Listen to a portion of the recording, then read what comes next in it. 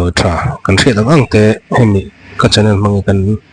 share tầm trí na chỉ để rồi cho nên trong cái bụi lâu thật bụi lâu đầm bụi nhưng mà giờ tiếp tục ăn nấm tỏi nhiều tất cả này trên trường rồi thì phô rồi cần trong cái bụi em mới tiếp tục ăn rồi thì chuyển ta chỉ để rồi cho sinh cái này năng lem nó trên hết cho nên lâu mà này là chút thì cái thì tiếp tục ăn thì thôi các chú cần suy thế này rồi liên hệ cần muốn nói tuôn niệm trâu cần bỏ cần bảy mấy ông ấy tầm đối ta nó thật tập khi mình giao hiện cần lâu và về riếu tỏa chúng ta result po chú soi tu tắm tập khi ông về tàu này chuan chú hay là cần share tăng ông cần lấy share tầm rừng đó na cần nó soi dễ lắm cho nên chúng mình mà cho nên thì cần cần tùy máy like và subscribe kênh mình để sắp mất sát lúc tất cả rồi thì chuan tu na hiện nên buổi giờ lại phải phép thật nó cần soi đó na chúng mình mà chuan mang trang tips and tricks thì in ngay thấu bớt đèn bông nó té chia thì lâu chuan ít chuan sầu mai in chỉ lem tel rõ bông nó té ít chuan sầu đòn in stainless steel nó ạ đã tel là sầu liềm lâu mèng bông nó té urim nam chupan na pakat thak la chuang sầu mấy rõ artui hi tuya che la alang zong kha alui tina ni mai artui chum na tuya hian chỉ lem tel la ake tur venga khe ol sambi kani bu fai suji maida rei tak da thati du chuan nim na da te lang che ran nung la ka veng ang ser da thati du chuan te la rei lo te chi na tha an urla ya chini nong tlat thin hi toilet paper da tel mai hian aveng tha thei fu ni balai min do na min thu ei du chuan a chi pa chinai tat la zan ka ta po min ve thei ani chuan thom no a tisin kai hi chi ya tuya chila a fai ol sambik thom no a ayeng emo oil kai hi hasia ya chin ta kan ni novela leu fai mai tor man ro tu ek hi ser tuya chen no ni sa poila tu ye kare vek thei history manga puan no na a tui kan tel do ni chuan tui vota in tui luma tha ti ka kan thebokanga thing ni chara rong kai hi vinegar tuilum manga chin a rop fai theya chuan pen tui kai ro chi le ser tui a chin no fai thei ve thung ani thir bel hi tel le mai minute khat vel chuang sapotila chumme bet tur veng bik ani alu hi tuya chi ma saila akor vela ol sambika alu chips siam don en tela soda tlem telila aram do bok thlai naran nung kai hi silfai mai the ani lo chuanin sil na tuya vinegar tlem tel la an tlavek meng ti chuan tel le convert tu hi thil in hal ania ikuta emo convert tu akain arim nam tarum rum rangse tel han chulla han noi nok nok la sabonin han sil le te are duok meng chutiang in tel kai po thang de tat po hi convert tu hian han chi la zia du kop mai ti chuan to beratan hi adikin TV wang vok sa hi a hring emaw re pawh ngi chhumila an tam mi thlak teuila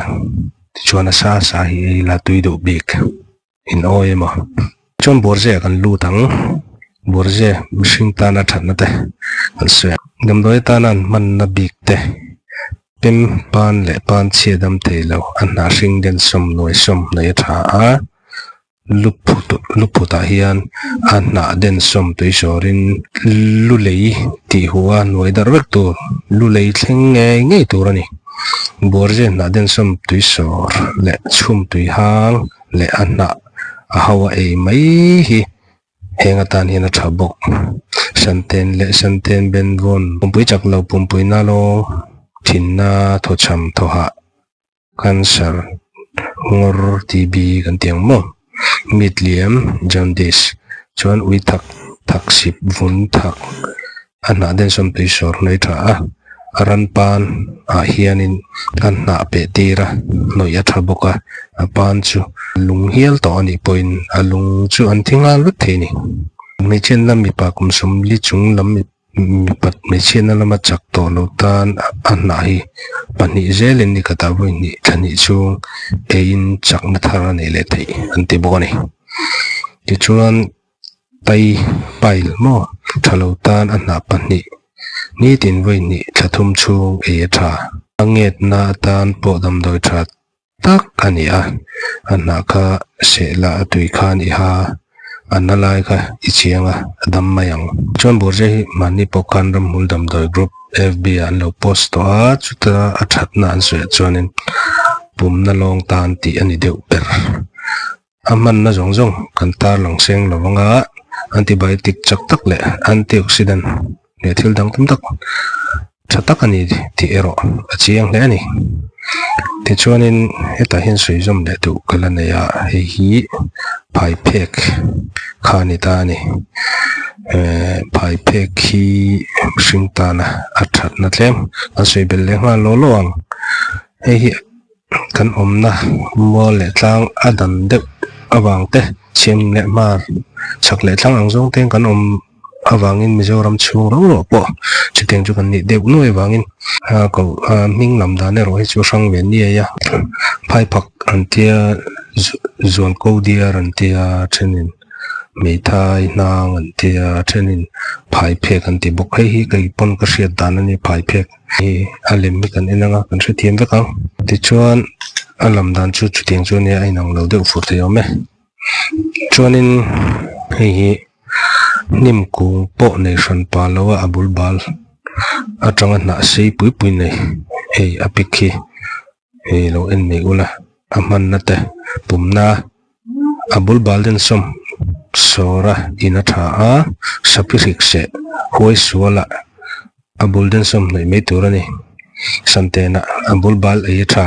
rol chuka aji no noya to nan to pothalawa chuan abul bal den som sora in der me tur heng te an makhom me an nam pangani mi lo heng te po hi abul bal de ve khani rul chuk ko thalo santen sapirik se ti te hoi sul anga te mo pumna te po abul bal den som asora in na tha te ni chu ti chu kha kha om na mun kan thilo anga thawana khang ta lo la khom le lenga in kan lo ti ve chinanga u dam pui nge te u